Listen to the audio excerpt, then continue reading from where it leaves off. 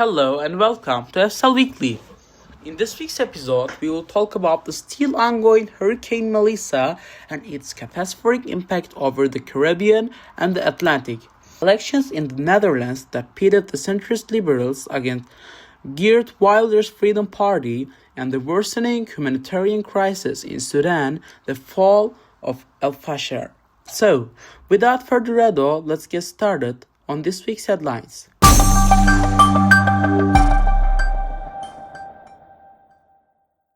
Part of this week, we witnessed one of the most powerful hurricanes ever recorded in modern history, Hurricane Melissa, which formed last week off the coast of Africa and quickly strengthened into a Category 5 hurricane, unleashing devastation across parts of the Caribbean and Central America. Melissa made landfall in Jamaica on Monday with sustained winds of over 295 kilometers per hour, making it the third strongest Atlantic hurricane by central pressure. Last 40 people have been confirmed to have lost their lives, though officials warn the number is likely to rise as search and rescue teams continue to comb through affected areas.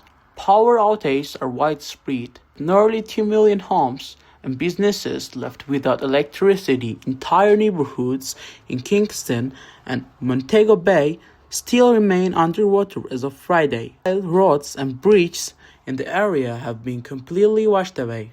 Meteorologists also noted that Melissa's rapid intensification, which caused it to jump from a Category 2 to a Category 5 in 24 hours, was driven by record warm ocean temperatures. Cuba, the hurricane's outer bands brought days of unrelenting rain, triggering mass evacuations in the eastern provinces of the island. While Haiti, already struggling with political turmoil, has been hit particularly hard with major flooding in the Artibonite and Ouest areas. There have also been multiple warnings issued by different relief agencies and government organizations in regards to a possible cholera outbreak, as the floods contaminated water sources on a critical scale.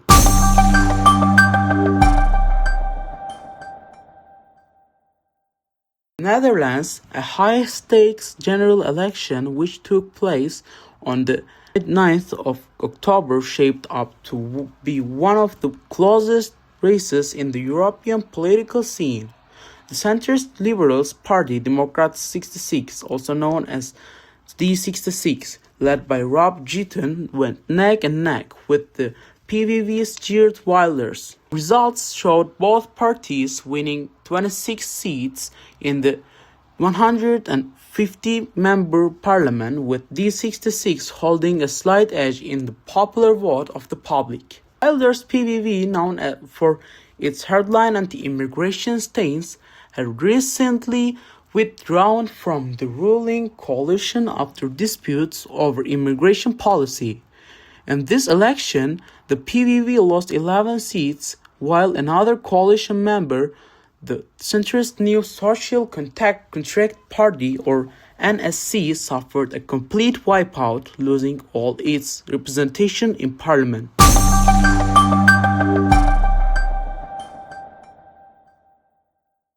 After the fall of the city of al-Fashar to the RSF forces, a humanitarian disaster is slowly unfolding in Sudan. The Rapid Support Forces, also known as the RSF, overran the city earlier this week after a brutal siege that lasted multiple months. Eyewitnesses that were able to evacuate the city described a horrifying scene of mass killings, deliberate attacks on hospitals, and civilians reportedly targeted in their beds.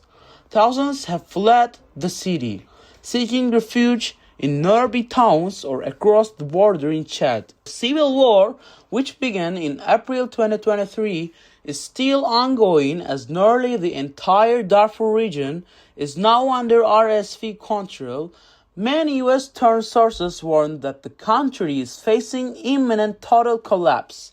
More than 14 million people have been displaced since the start of the war as food insecurity climbed up to catastrophic levels. Despite repeated calls for a ceasefire, neither the government forces nor the RSV appears to be willing to negotiate.